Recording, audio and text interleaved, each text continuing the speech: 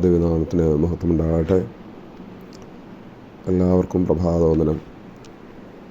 നമ്മുടെ ഇന്നത്തെ ധ്യാനം വിശുദ്ധ യോഹന്നാൻ എഴുതിയ സുവിശേഷം 15-ാം അധ്യായം 12-ാം വാക്യം. യോഹന്നാൻ 15-ാം അധ്യായം 12-ാം വാക്യം. ഞാൻ നിങ്ങളെ സ്നേഹിച്ചിരിക്കുന്നത് പോലെ നിങ്ങളും തമ്മിൽ സ്നേഹിപ്പിൻ. ഞാൻ നിങ്ങളെ സ്നേഹിച്ചിരിക്കുന്നത് പോലെ നിങ്ങളും തമ്മിൽ സ്നേഹിപ്പിൻ.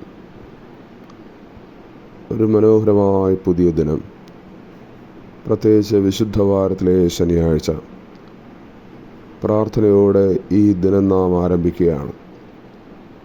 പ്രാർത്ഥനയോടെ ഈ ദിനം ആരംഭിക്കുമ്പോൾ ഈ വചനം കൂടെ ഏറ്റെടുക്കുന്നത് ഏറെ അനുഗ്രഹമായി തീരും. ദൈവത്തിൻ്റെ ആഴമേറിയ സ്നേഹം നാം ഓരോരുത്തരും അനുഭവിക്കുന്നുണ്ട്. ദൈവത്തിൻ്റെ അനന്തമായ അളവില്ലാത്ത സ്നേഹം നാം എല്ലാവരും അനുഭവിക്കുന്നുണ്ട്.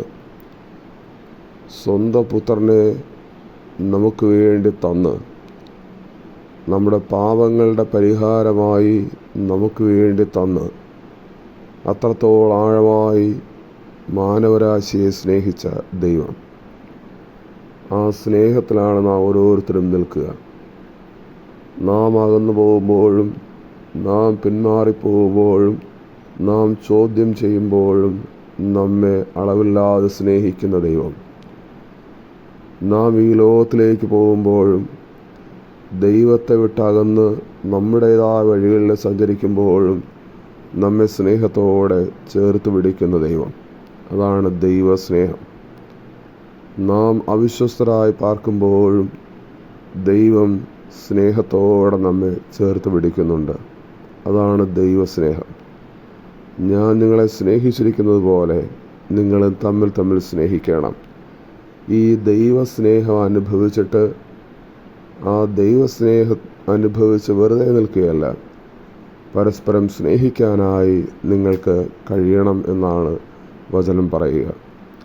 ദൈവസ്നേഹം അനുഭവിച്ചിട്ട് ആ സ്നേഹത്തെ പരസ്പരം പങ്കിടാനായി നമുക്കും കഴിയണം.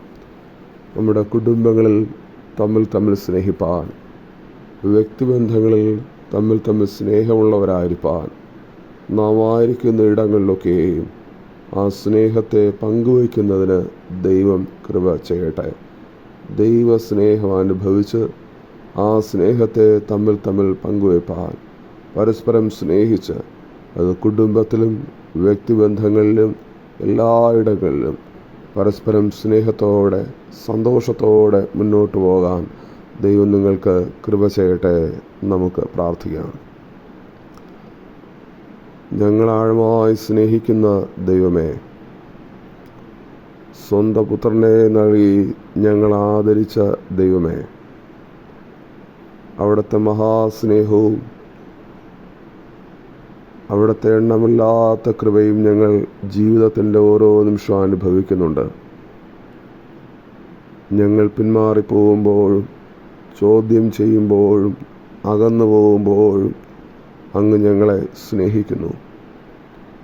അവിടുത്തെ സ്നേഹത്തിന് ഒരു കുറവും വന്നിട്ടില്ല. ആ സ്നേഹത്തിലാണ് ഞങ്ങൾ നിലനിൽക്കുന്നത്. കർത്താവേ, ആ സ്നേഹം മറ്റുള്ളവരുമായി പങ്കിടുന്നതിന്, പരസ്പരം സ്നേഹിക്കുന്നതിന് ഞങ്ങളെ സഹായിക്കണമേ എന്ന് പ്രാർത്ഥിക്കുന്നു. കുടുംബ ബന്ധങ്ങളിൽ ആ ഒരു സ്നേഹത്തിൻ്റെ അനുഭവം ഞങ്ങൾക്ക് നൽകണമേ.